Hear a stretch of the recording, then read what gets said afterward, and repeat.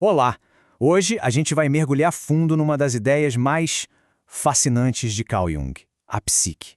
Pode se preparar, porque essa é uma verdadeira jornada ao mapa da alma. Pois é, essa é a grande questão que está lá bem no coração do pensamento de Jung. É o ponto de partida de uma viagem para dentro, para a gente tentar entender o que realmente nos move. Vamos lá. As ideias de Jung, de cara, podem até parecer um labirinto. Mas olha, o desafio vale muito a pena. O objetivo dessa nossa análise é justamente ser um mapa, um guia bem claro por esse território incrível. E essa citação, nossa, ela captura perfeitamente o espírito da coisa. A complexidade do trabalho do Jung não é para ser uma barreira, sabe? É um sinal da profundidade dele. O nosso objetivo aqui não é tentar simplificar até ficar inexato, mas sim jogar uma luz no que é complexo. Então, vamos direto ao ponto central.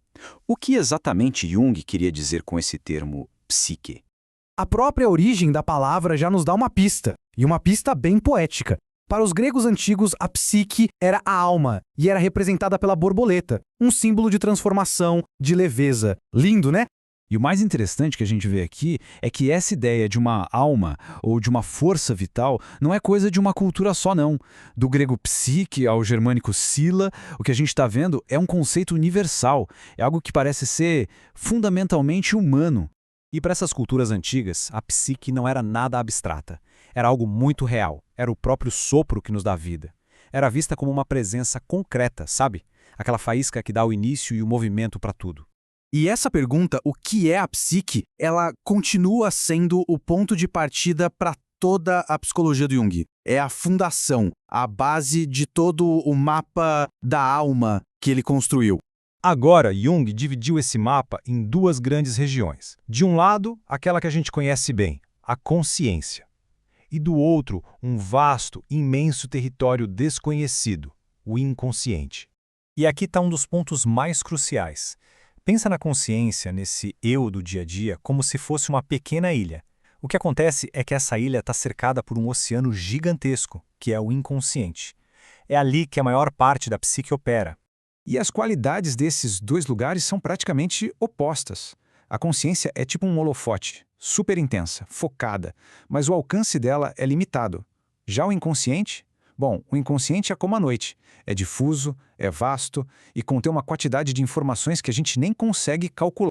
Isso aqui mostra o quão revolucionária essa ideia era na época. Para Jung, era simplesmente impossível entender a psicologia humana sem antes encarar de frente o problema fundamental, o próprio inconsciente. E olha, longe de ser só um baú de memórias esquecidas, o inconsciente é uma força viva, ativa.